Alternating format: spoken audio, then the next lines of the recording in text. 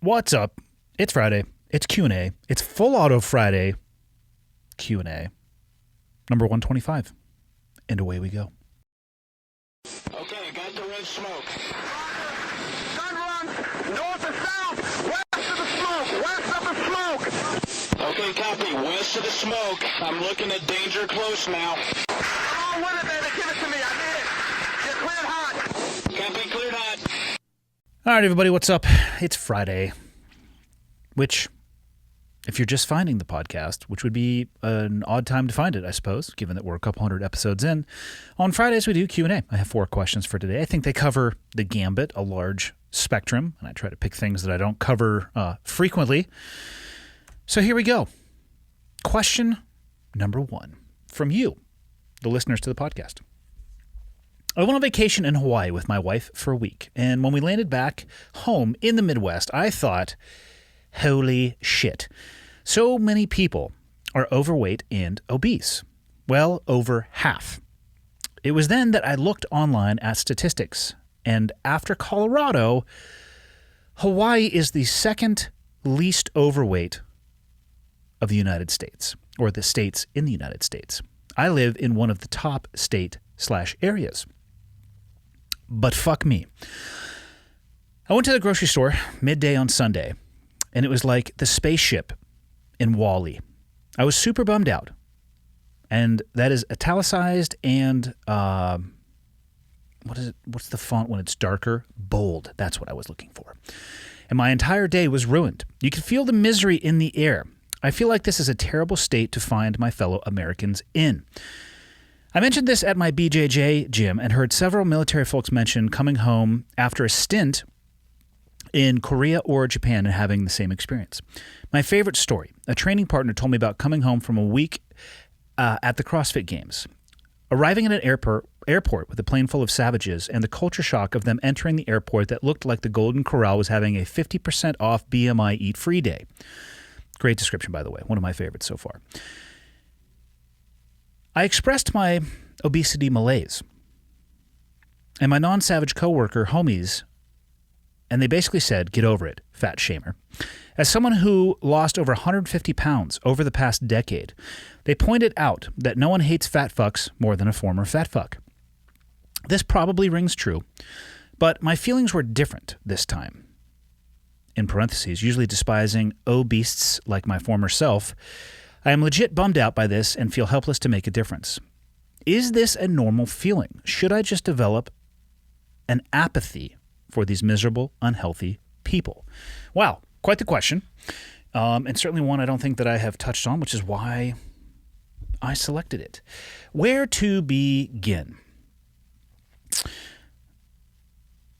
I'm going to start with one of 2 of your sentences. You could feel the misery in the air, and I feel like this is a terrible state to find my fellow Americans in. I think that's the perfect starting point. If we had to measure most Americans, and I don't know how we would do this, and this is maybe more a thought exercise, and people listening to this or watching this as I move forward with what I think we were going to measure Americans in, perhaps you would have some better ideas about how to do it. But more importantly, let's hypothesize about likely where the results would come in. And what I was about to say is, if we were to measure the resiliency of Americans right now in getting ready to be, let's see, this will come out on Friday, damn near in Q4 of 2022. We'll be missing Q4 by a day, I think, if my calendar or remembering what day Friday is serves me well. I don't think that the results would be favorable. And there are quite a few reasons for that. And again, I don't know if it's possible to necessarily measure somebody's resilience, but I think there are societal aspects that are reducing people's resilience. I think that an app-based instant pleasure, instant gratification, no working hard for instant results culture could be discussed. The rounding of the edges and the desire to remove all struggle and hardship from society could be discussed. There's the educational system. I mean, you could talk about the economic situation that a lot of people find themselves in, and then you could also talk about the physical shape that far too many Americans also find themselves living with, the situation they find themselves living with. And what I'm talking about specifically when I say that is obesity. Go onto the internet yourself and Google what percentage of the American population would classify as being obese.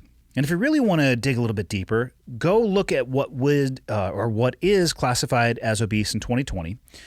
Then look at what it was in 2000. Then look at what it was in 1980 and then 1960 and 1940. And what you're going to realize is if we were to judge ourselves by the 1940 standards, the number would be way fucking higher than it is right now. Because instead of turning around and facing the music collectively, we're just moving the measurement. You know, instead of saying, hey, things are going really bad and people are allowing their lifestyle. And I understand that there are situations where people have no control over. I'm not talking about those people. I'm talking about those who are slowly,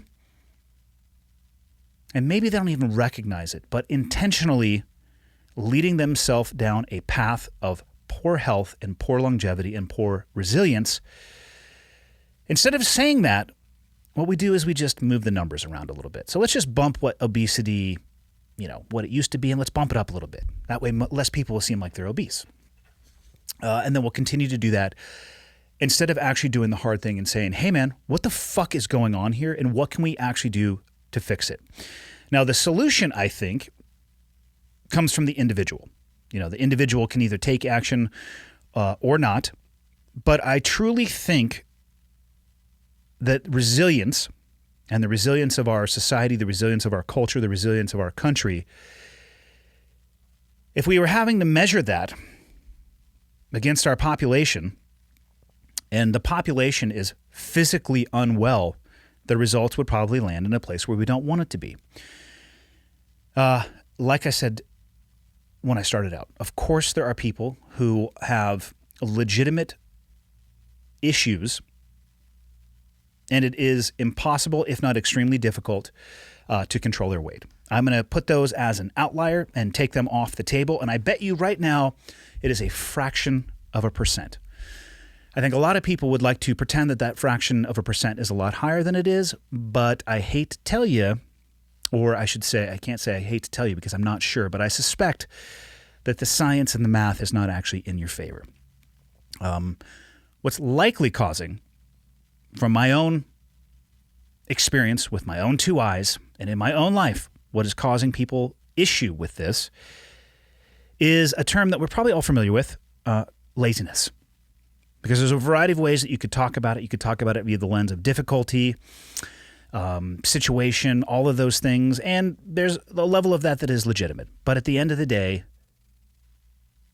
we as individuals have a choice between the easy path and the hard path.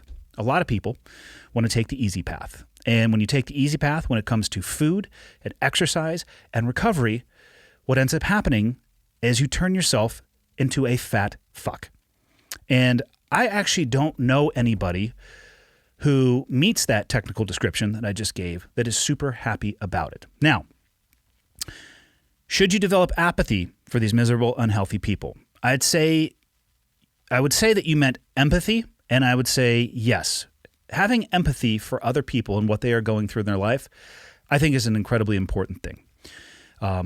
If you look at others and expect them to be perfect, let me just tell you right now, let me give you the results on how that's going to go. Unsuccessful, unfulfilling, and you're constantly going to be let down.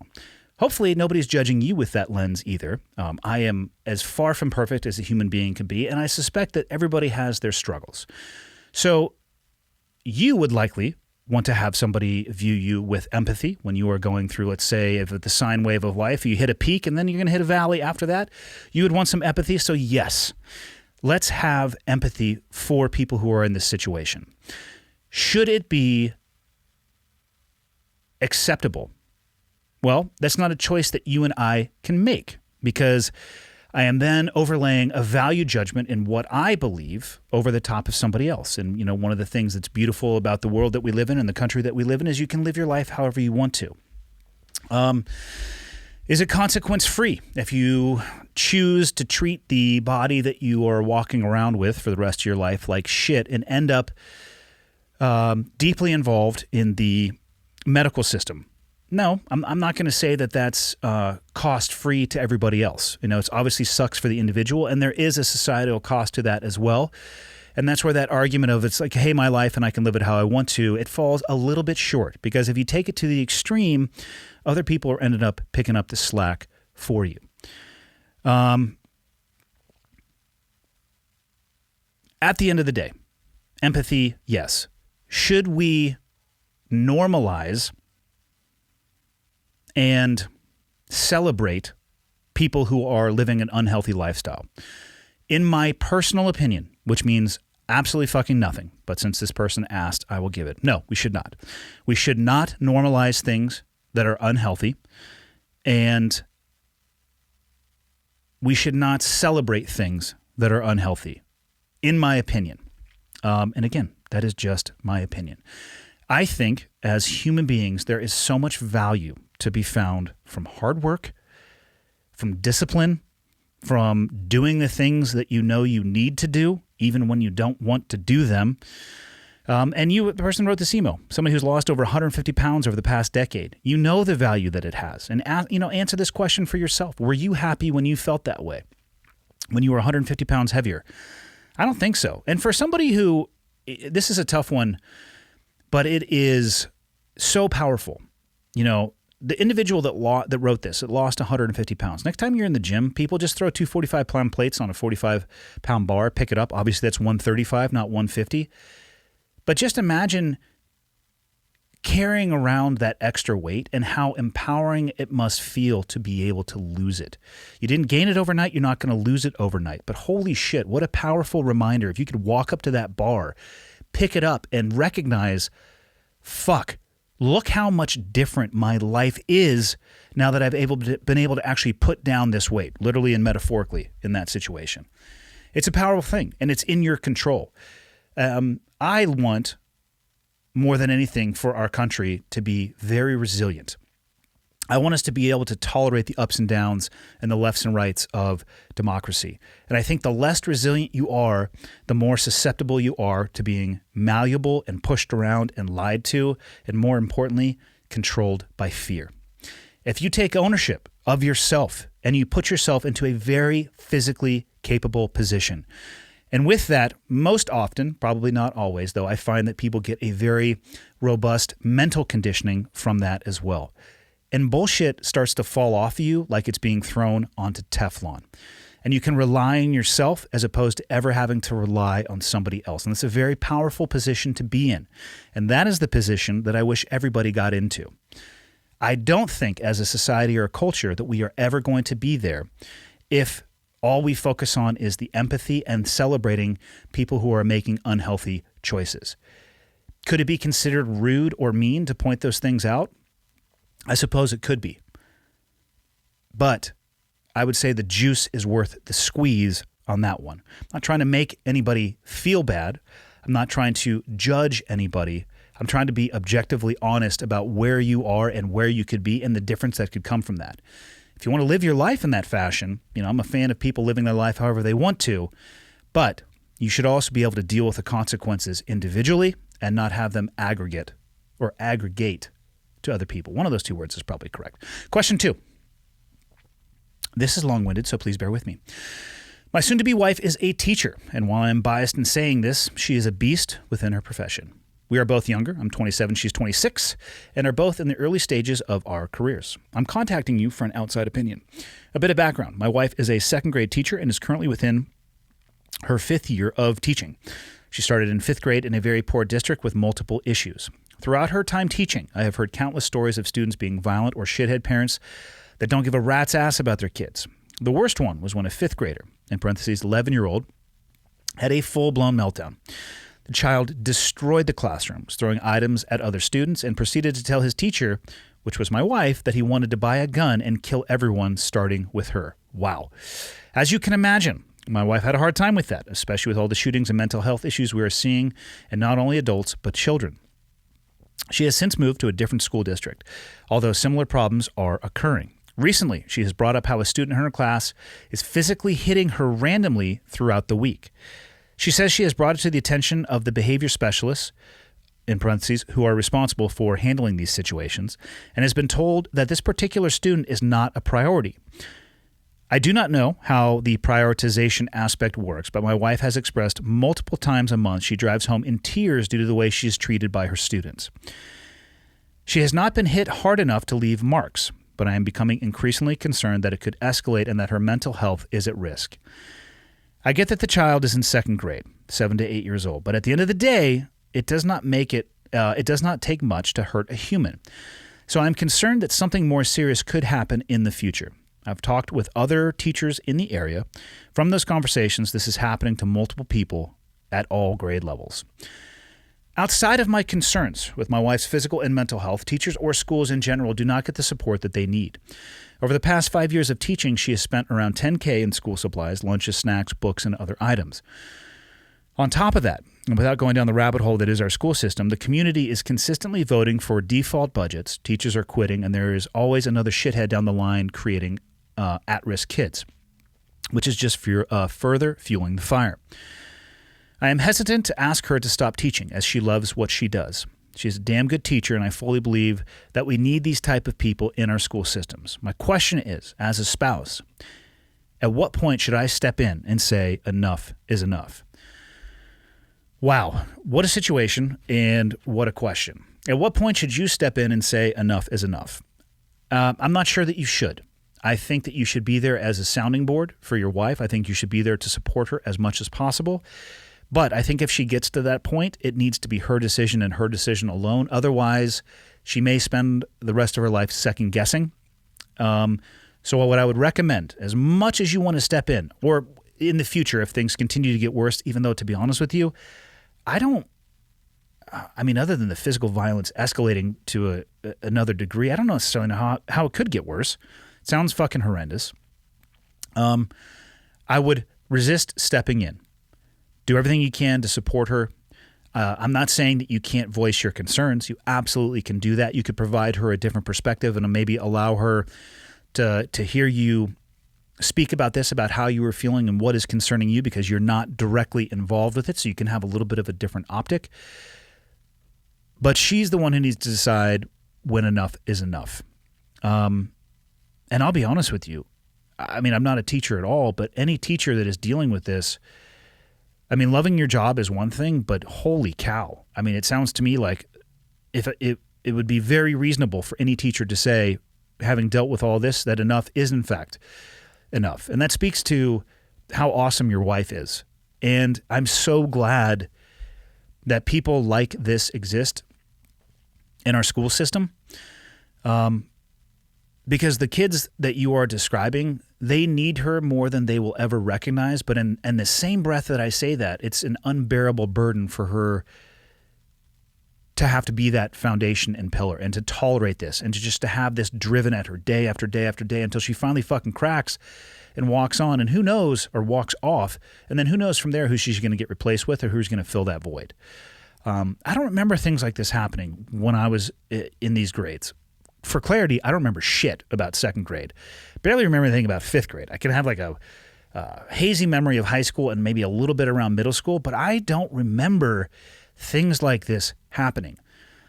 And I can't even fathom, a child being violent and then the teacher going to the behavioral specialist and the behavioral specialist saying that the student isn't a priority. If that's not a priority, then I don't know what is. And maybe this problem is so bad that they are just triaging, and what you are describing is at the lower end of the totem pole. And if that's the case, holy shit, we are in for some trouble. And a second grader, is it possible for people to come out of the box and just be broken? I'm not an expert on Jeffrey Dahmer, but I feel like he probably was a fucking cracked egg right out of the box. Most of the time, though, I don't think that's the case. I feel that these people who are, when I say people, I should be saying kids, these kids that when they are acting out, people that are hurt other people. And it makes me wonder and worry about the environment that they are growing up in. And is it just shit traveling downstream?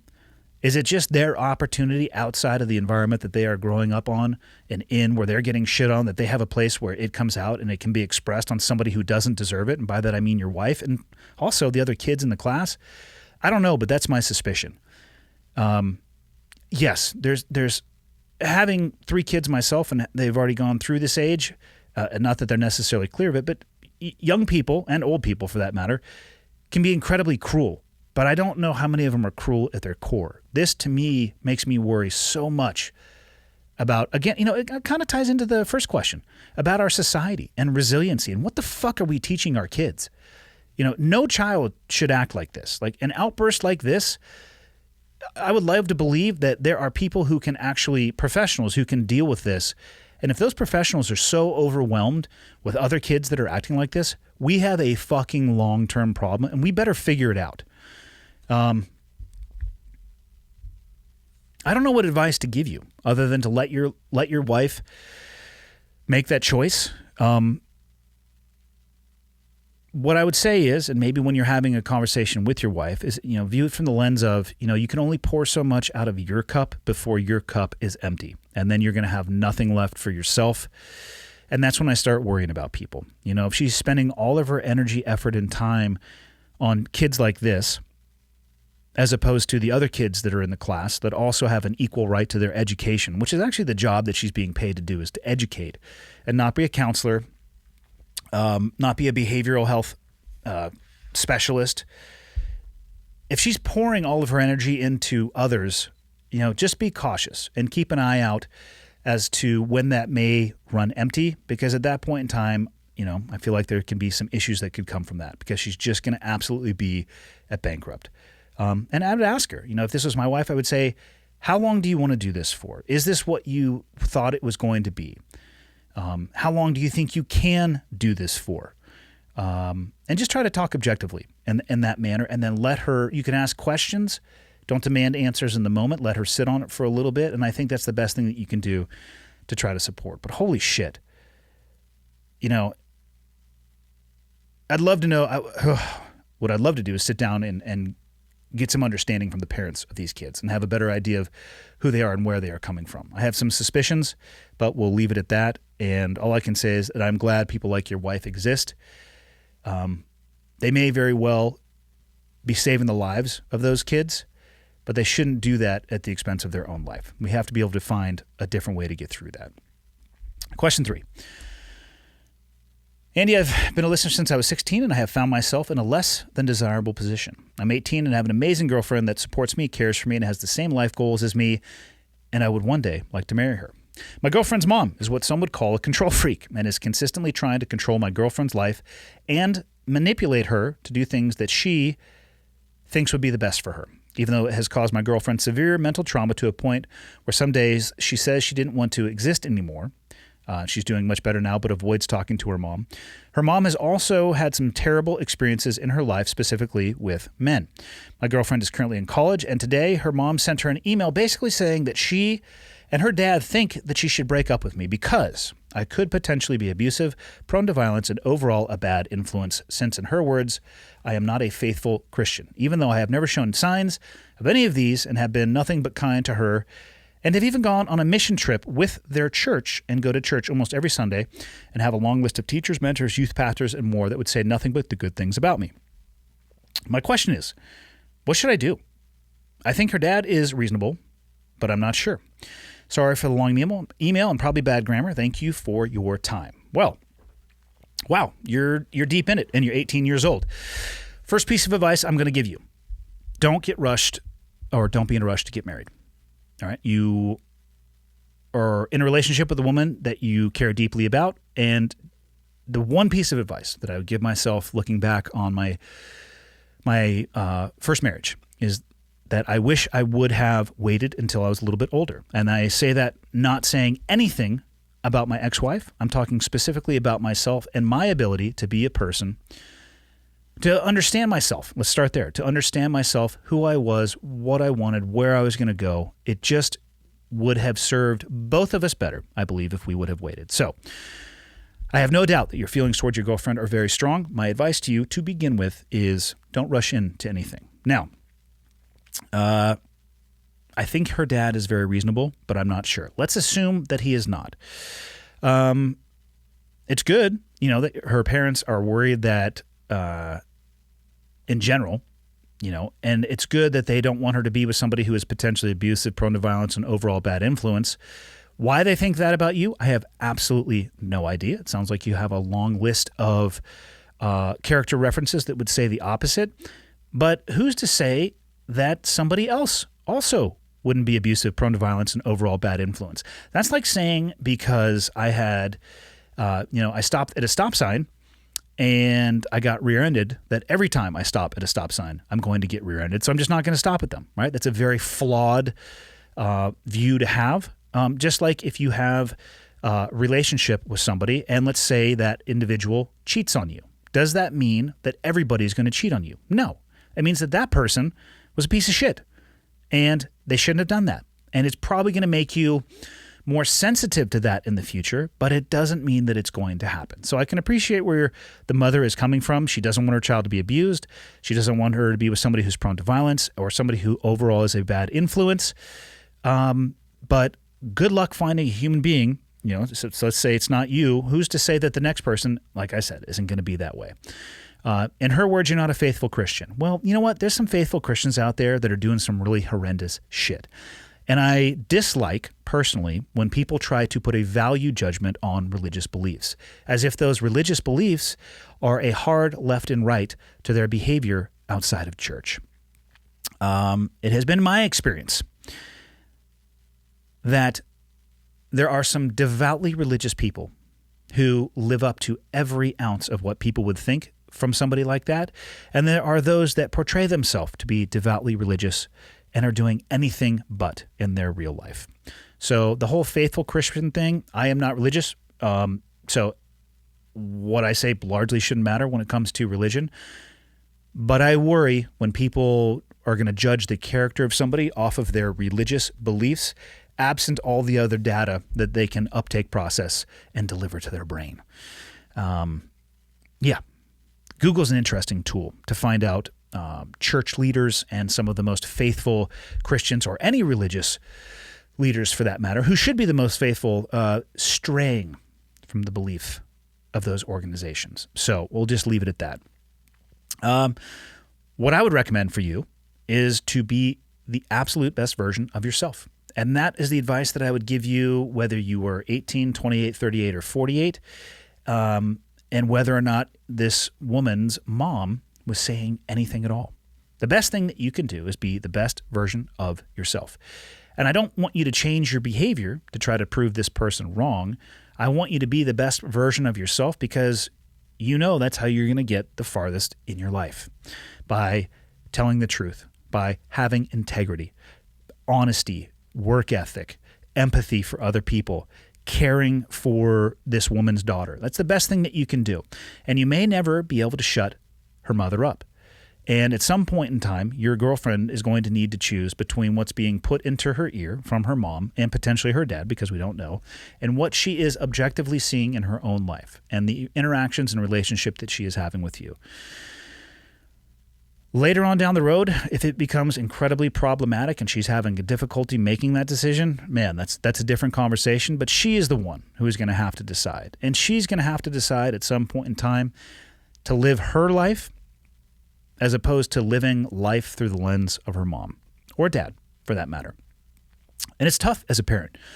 And I say this from my own experience. You want to be overbearing. You want to protect them from everything. You don't want your kids to make mistakes, especially when there's consequences. And in my opinion, that's the fastest way to ruin your kids and to not prepare them for the world outside of your home. Because outside of your home, nobody really gives a fuck in the grander scheme of things. The real world is going to continue to go on, and business is going to be business, and people are going to be people. And if you have a close personal relationship with somebody, they might care, but your neighbor probably not going to. The business down the street's not going to. They might talk about it and, make a nice social media post on particular days of the year, depending on what kind of points they're going to gain societally. But at the end of the day, people are too busy and wrapped up in their own shit. So, fuck them. Let them do their shit. Do the best that you absolutely possibly can. Be the best boyfriend that you could be. And if you guys end up getting married, be the best husband that you can be. And hopefully at some point, her mom shuts her trap. And if she doesn't, like I said, that's a different conversation. You'll have to decide what you want to do, and that will largely be based on your girlfriend or wife at that time's ability to manage and mediate the information coming from her mom. That's the advice I'd give you. Last one, changing gears, talking about motorcycles. Here we go. What are your views on motorcycle rider education? I'm a motorcycle instructor teaching people how to ride motorcycles to both beginning and advanced riders. I'm not talking about track days, more street strategies, cornering and braking, looking ahead for dangers and not hiding in traffic. It's not near as sexy as sliding a knee in a corner, but it can save your life. Totally agree with you there. Multiple studies show that around 70% of motorcycle accidents are single vehicle and are from either ineffective cornering or bad braking inputs from the riders. The studies don't specify if alcohol was a factor. Different studies tell that portion. The big focus has always been cars are what's killing motorcyclists. Look Twice for Motorcycles was a great campaign and has helped the community. But I do worry that this takes responsibility away from riders and allows riders to think that they are great riders. I can count how many times I have been told a story about how the riders sold their motorcycle because someone pulled out in front of them, so they laid their motorcycle down to avoid an accident. Yes, you heard that correctly. They caused an accident to avoid an accident. The problem I see, and is reinforced with speaking with the public, is nobody's talking about how bad some riders are and how much they could benefit from taking a class. Once riders get their endorsement, they feel they have mastered the art of two wheels. Throw on some flip-flops, strap their helmet to the back of the bike, and hit the road. I recently attended a safety conference that showed a Marine Corps study, and more soldiers died in motorcycle accidents stateside than the Iraq War. I am getting this, the information from the guys that did the study soon. Currently, the military does require anyone that rides on base to complete their rider education class, I believe, every 3 years. This would never work in the civilian world, but it did reduce the military deaths in motorcycle crashes. The only way I see modern riders to take rider education seriously would be for celebrities that ride to start campaigning about taking riding classes. Excuse me. Just think, John Wick could save American lives while killing Russian mobsters just by telling people to take a class. The only other option I see working is insurance companies giving discounts to riders that complete advanced classes. What are your thoughts, Andy? How could the motorcycle industry convince endorsed riders to take riding seriously? Fascinating question. I don't talk about motorcycles that much, but I am a huge fan of two wheels. I have ridden dirt bikes for quite some time, and I have, the hell is the name of it? A dual sport bike. I have a KTM 890 Adventure R, which is average good on the street, and then I'd say average good off-road. It can't be great at both because that would be a really weird design, and you would need a different set of tires. And then I have a street bike as well. So I love riding, but I do my absolute best to recognize the risk associated with riding. Right where you ended. How could the motorcycle industry convince endorsed riders to take riding seriously? I do believe that is a huge problem. You get a motorcycle endorsement. So for like me, my Montana license, I had my motorcycle endorsement in California. And to get that, what I needed to do was take a written test at the DMV. And I did not have to take a practical because I did a motorcycle safety course, which was a 2-day course. I believe it was a Saturday and Sunday. I'm pretty sure it was like 6 to 8 hours on both of those days. And it's a crawl, walk, run course where you start with, hey, this is a motorcycle. This is how, clutch, front brake, rear brake, shifting, is it going to be however one down, five up, explaining how to go up in the gears, down in the gears, the brake pad braking, engine braking, and then, hey, here's how you start the bike. Here's how you use the clutch. Here's how you put it in first gear. Cornering, cones, I think there was stopping drills where you accelerate and stop, obstacle avoidance, fill in the blank. Everything that you would think would be at a rider's course. Because I did that course, I didn't have to go and take the practical at the DMV, which I actually have heard is quite a pain in the ass, but I'm not even exactly sure what it is. But that was it. I took a test that I didn't study for. It wasn't vastly different than the written test for regular driver's license. I did that course, and then there I was with my motorcycle endorsement. And this is well over 10 years ago for me. When we moved to Montana, since I had my endorsement on the back of my California license, it transferred over to Montana. Boom. I have my Montana motorcycle endorsement. Does this make you an expert in riding a motorcycle? Fuck no, it doesn't make you an expert in riding a motorcycle. This is like cracking the door when it comes to knowledge on a bike. Because let me tell you what you don't do in any motorcycle safety course that I'm aware of. Get up to freeway speed. Merge into traffic. Talking about the different type of braking at speed, whether it be front brake, rear brake, how to avoid a high side, how to avoid a low side. And for people who don't know what we're talking about, high side is where it flips you over the top of the bars. It is gnarly. Low side is largely where the back end washes out and the bike will slide and you slide as well. If I had to choose between the two, I would choose option number C, which is neither a low side or high side. I'm going to stay the fuck on my bike.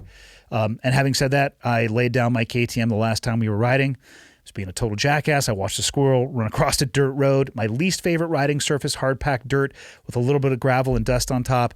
Carried too much speed into a corner, knew I wasn't going to make it, stood the bike up straight, evenly applied the brakes, and then hopped off when it went into a ditch. That's I wish I could say that I had saved it, but I fucking didn't. Didn't hurt the bike, didn't hurt myself, picked it up, continued on the ride. Wasn't that big of a deal because I had bled a bunch of speed before I got there. Had I smashed the front brake, man, probably would have high-sided it. Had I smashed the rear brake, probably would have low-sided. Instead, I went straight-line braking, did the best that I could, and good thing we do forward rolls in jiu-jitsu when we're warming up, because maybe I did one with a helmet on. Maybe I didn't. I digress. How do you get people to take it seriously? I don't know. You would think inherently that you would recognize the crazy differences between a motorcycle and a car. How about for the first one? You're out in the middle of You're in the elements. You can feel the wind and rain and rocks hitting you. And sometimes it hurts like a son of a bitch. Like, I don't know how people ride without helmets. In Montana, you don't have to have a helmet on. The number of bugs that I wipe off of my helmet and visor when I'm riding is unbelievable. Like, we're talking, it seems like dime-shaped bees. Why somebody would want to take one of those right in the face is beyond me, let alone a rock coming up from a semi-truck. So for me, my theory has always been you need to dress for the wreck, not for the ride. So I wear riding shoes, riding pants. I don't wear like a riding t-shirt, but I wear a riding jacket. I wear riding gloves.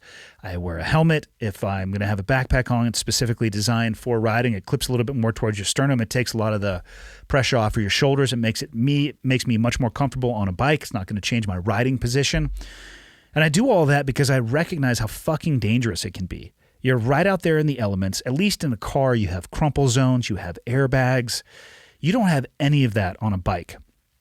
And why people don't recognize that, I don't know. And I don't know that John Wick would save many American lives, killing Russian mobsters by telling people to take a class. Because like I said, you go to a class and maybe, and you said you teach advanced riders. I don't know what you teach advanced riders. The courses that I have been to never have gotten up to freeway speed, the things that I talked about and mentioned that didn't or weren't taught in a class. I have yet to be to a course that offers those. I'm sure that they probably exist, and I wish that people would go to those things.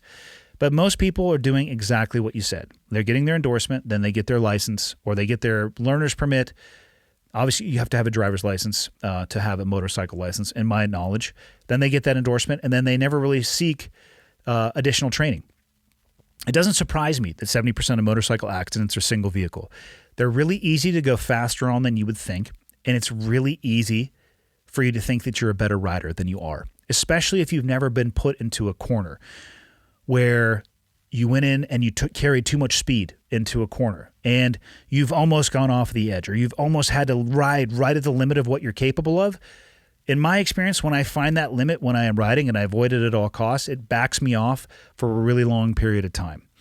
I think what you brought up, insurance companies giving discounts, would probably be the most effective way, because for whatever reason, people seem to hate things that hit their pocketbook even more so than the hate things that cause physical damage to their body. I think if you offered 50% off of your motorcycle riding insurance, if you attended an advanced class, people would be much more likely to do that, even if you spent the same amount of time explaining to them the risk and potential damage and injury that could come if they don't do that. They would disregard one because they'd say, oh, that would never happen to me. But if you offered them 50% off, they're like, oh, fuck, that's worth my time. So I think you're onto something there. I just really don't know if the celebrity aspect of that would work. But I do wish that more people who rode motorcycles, and I'm going to go even broader than that. I hope and I wish that people who decide to do any type of off-road activity or any outdoor activity, it's not like water skiing has the best safety record either, or wakeboarding, or kayaking down whitewater, fill in the blank. As long as people go into things objectively and they are taking the time to analyze and assess the risk that is involved, I'm all about it. You decide what level of risk you're comfortable with, and then you execute on that. And if things go poorly, at least you know what you're getting into. I'm far more concerned about the people who get that endorsement or get the wakeboard or the kayak and go, you know what? It's never going to happen to me, and I'm just going to send it. Their choice to do that, I feel bad for them. And I think a lot of that could be avoided if people were just a little bit more realistic about the risk, and even more so realistic about their own abilities. I am not a great motorcycle rider. I am an average motorcycle rider, and I try to ride very averagely. I use, learning to ride motorcycles in California was interesting. Lane splitting was legal. People, the 2 times I've almost been hit on my bike were exactly the same thing. I was coming onto the freeway, and I was in the far right-hand lane. And both times there was somebody in the left-hand lane, and we're talking 3 or 4 lanes of traffic over. And we were approaching an exit, the next exit. And I suspect that what happened is they realized they were about to miss their exit, and they dove over all 3 or 4 lanes of traffic. And both of those times I almost got knocked off my bike. And it changed the way that I think about motorcycle riding. There's defensive riding and offensive riding.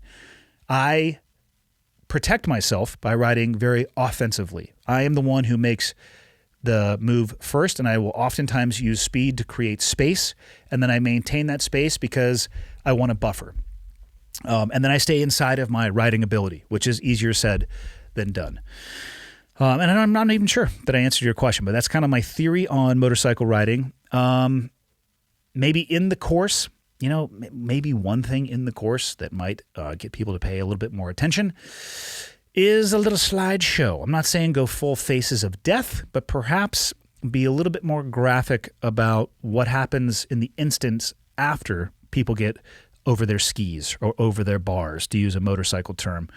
Hopefully that would give people cause for concern and to slow down, but I honestly feel like at the end of the day, monetarily is probably the best route to go. And that's all I have. See you guys Monday.